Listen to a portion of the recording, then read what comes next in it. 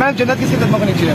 वो भी आपने दी है, हमें तो नीचे। माँ के नीचे ही है ना, आपने इस दी वजह थी, से दी आपने गई है। औरत को कह दिया तब जन्नत तेरे कदमों में, तू बहुत अजीम है, बस तुम इसको चाटो बैठ के, बाकी जो हमारा दिल करेगा हम करेंगे। एक औरत ये कह रही है कि जन्नत को तो तुमने हमारे पाँव के नीचे ला के रख दिया। इस किस्म के कलमात हदीस पाक की तहकीर हैं, और आपको पता है हदीस पाक की तहकीर तो कुफ्र है। लेकिन उन लोगों का क्या कीजिए कि जो अपनी आखिरत से बिल्कुल बेखबर हैं, नाबलद हैं। बहुत सारे लोगों को तो आखिरत का यकीन ही नहीं, माज़अल्लाह, कि कहीं मर के वापस उठना भी है। आजकल अजीब अजीब जुमले सुनने को मिलते हैं, जैसे अभी इसने कह दिया माज़अल्लाह कि जन्नत को हमारे पाँव के नीचे ला के रख दिया, या जनाब जो है मेरा जिस्म मेरी मर्ज़ी, नाउज़ुबिल्लाह, या मैं खाना नहीं बनाऊंगी, मैं चाय नहीं बनाऊंगी, मैं बच्चे पैदा नहीं करूंगी। अल्लाह तबारक व तआला ऐसे लोगों को हिदायत अता फरमाए। ये ऐसे लोग बेदीन और गुमराह हैं, कुफर के कलमे थोक के हिसाब से बोलते फिरते हैं। आप याद रखें, आपको जो है मैं एक लतीफ़ सा वाक़या भी इसमें सुनाऊंगा, लेकिन आप लोग याद रखें ये सारे कलमात कुफ्र हैं, और तागूती ताकतों ने ही इनको यहाँ पर जो है वो भेज रखा है अपने ख़ास मकासिद के लिए।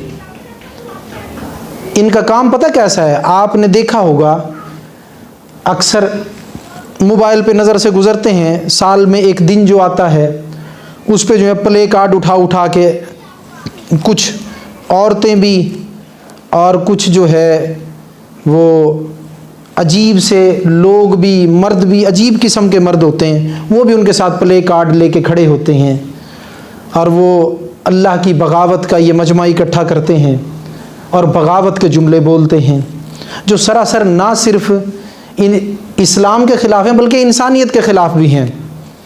यहाँ पर एक वाक़या मैं आपको बता दूँ ऐसे मजमों के बारे में, जैसे नारे ये लगाते हैं। एक हकायत उलमाए किराम बयान फरमाते हैं। उन्होंने कहा कि बकरियां जो हैं वो जाया करती थी चरने के लिए, तो भेड़िए जो है अपना दाव लगाते थे और किसी न किसी बकरी को जो रेवड़ से अलग होती थी या भेड़, उसको उठा के ले जाते थे। तो अब ये है हकायत। हकायत के मानी होते हैं कोई ऐसी पुरहिकमत बात कि जिससे कोई नसीहत हासिल हो। अब वो भेड़ बकरी को उठाकर ले जाते थे। जो चरवाहा था, जो उनका मालिक था, उसने कहा भाई इसकी कोई तरकीब इख्तियार की जाए, ये तो रोज़ाना बकरियां भेड़ें कम होती जा रही हैं। तो मशवरा आपस में जो उन्होंने किया वो ये था कि यूँ करते हैं, इनको बाड़े में ही बंद रखते हैं, इनको यहाँ जंगल में नहीं लेके आते चराने के लिए, तो इनको बाड़े में बंद रखते हैं और ये बाड़े में बंद रहें, इनको घास वहीं पर ले जाके डाल दिया जाए। बाड़े में अच्छी खासी जगह है तो ये वहाँ पर घूम फिर भी सकती हैं, बाड़े की चार दीवारी में रह सकती हैं। तो इसलिए इनको जो है क्या किया जाए कि घास इनको वहीं डाल दिया जाए और बाहर का जो इनका आना जाना है उसको बंद कर दिया जाए। अब जिस वक्त वो भेड़ बकरियों को वहीं पे बंद कर दिया गया और घास वगैरह उनको वहीं डाल दी गई, उनके बाड़े के अंदर ही जो एक वसी एरिया था जहाँ वो घूम फिर भी लेती थी, अपना जो है यानी कि घास भी खा लेती थी, पानी भी मुयस्सर था, सारी चीज़ें वहीं पे उनको दे दी गई। तो मेरे दोस्तों काबिल गौर बात है, हकायत है ये कि भेड़िए इकट्ठे हुए, जब भूखे मरने लगे ना, शिकार नहीं मिला शिकार, तो भेड़िए क्या हुए, इकट्ठे हुए। भेड़ियों ने की मीटिंग, इजलास।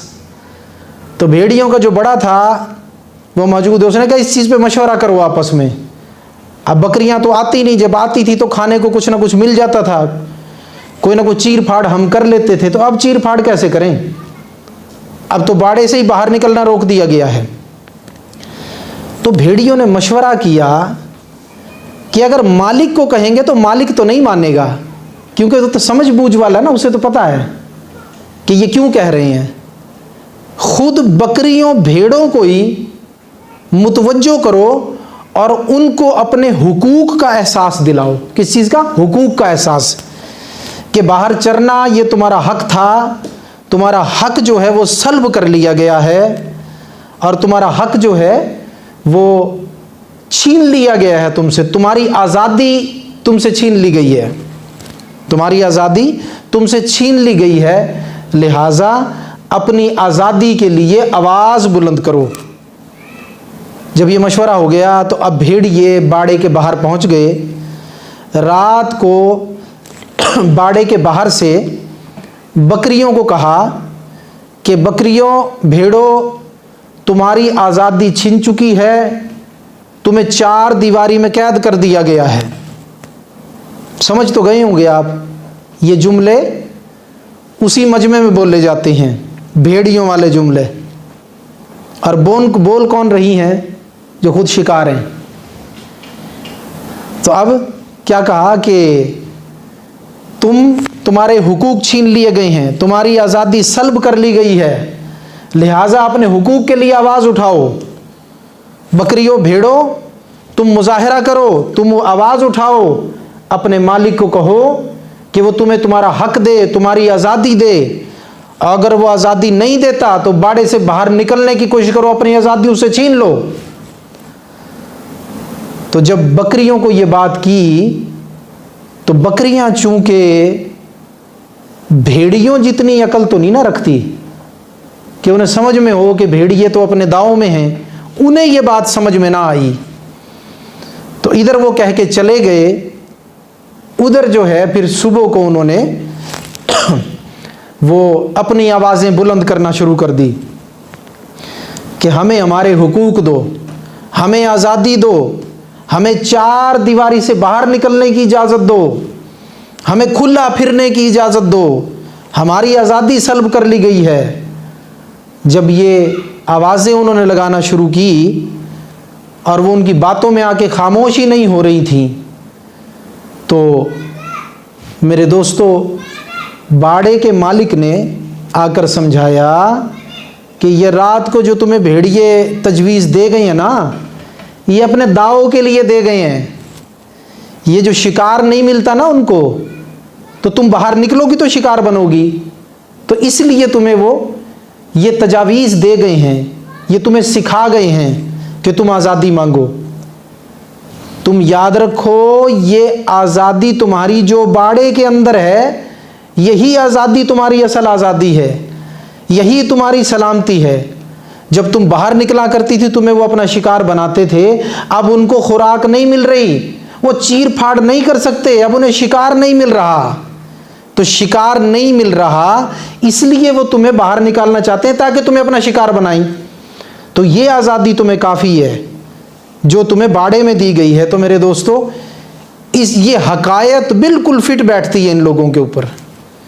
भेड़ियों ने, जिनको तुम इंसानी हुकूक की तंजीमों का नाम देते हो, इंसानी हुकूक कभी अफ़गानिस्तान में तो उनको याद नहीं आते, कभी बर्मा में भी याद नहीं आए, कभी कश्मीर की औरतों पर उन्हें हुकूक याद आए, कभी बर्मा की औरतों को सीख में, सरियों में पिरोकर सीख कबाब बनाकर उनके गोश्त खाए गए, उनकी इज्जतों को लूटा गया, उन्हें नंगा माज़अल्लाह घुमाया और फिराया गया, तो कभी वहाँ पर भी इनको उनके हुकूक याद आए?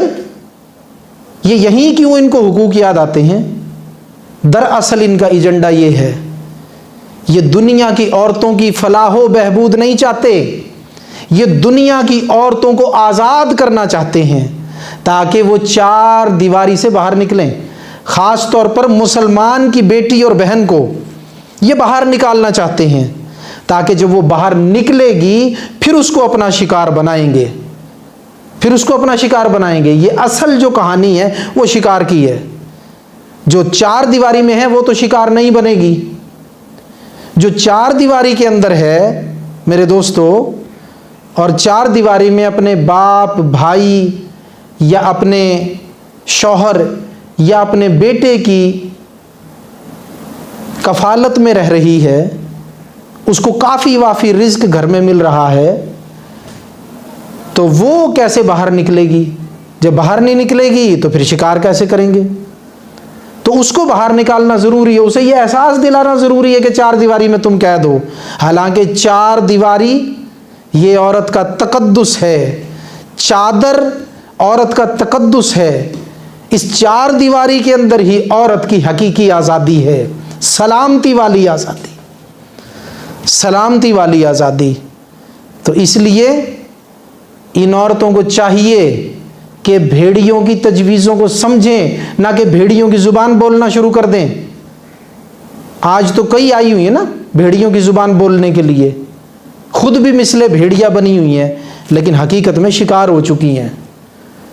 तो खुदारा ऐसी औरतों की बातों पर दूसरी औरतें ध्यान न दें, इनकी बातों में आकर नाजायज़ किस्म की आज़ादी के मुतालबे ना करें, क्योंकि वो आज़ादी इज़्ज़त की दुश्मन है।